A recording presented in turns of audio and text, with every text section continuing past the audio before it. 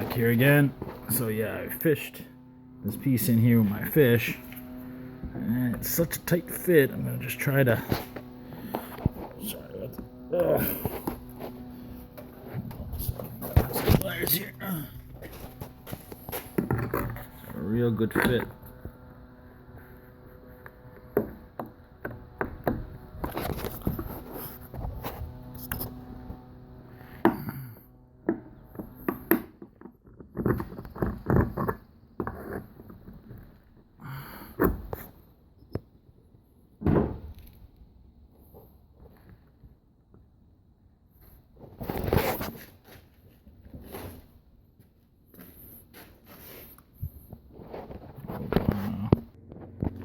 So this is a sink drain fitting that I got from Canadian Tire. You can hear the lawnmower in the background. This is my neighbor's cutting grass. So what I'm doing here, I'm just tighten this up a bit. Unfortunately, because it's Sunday, can't really get a proper. Because it's Sunday, I can't get a proper nut to fit on there. Everything's closed, so I'll just have to wait.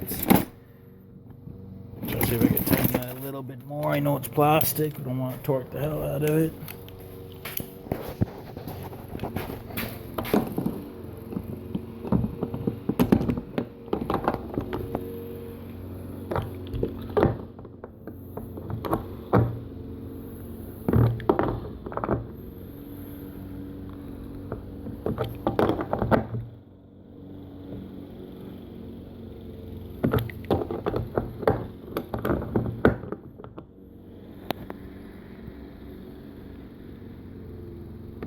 Okay, that should be pretty snug and tight.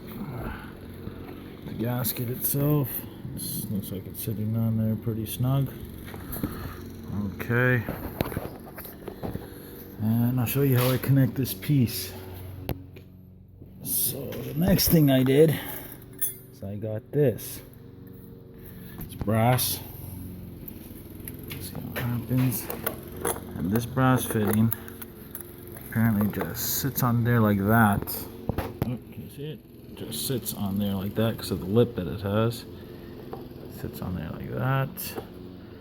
Then I just have to turn the line.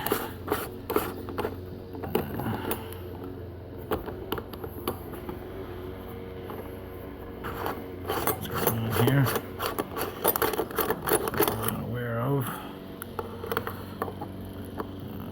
Should fit in there. Should fit snug too.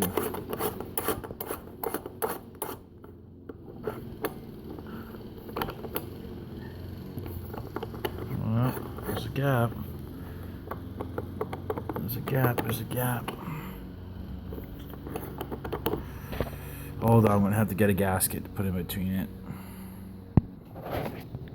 And there you have it, folks. This is the rest of the fuel tank neck replacement. So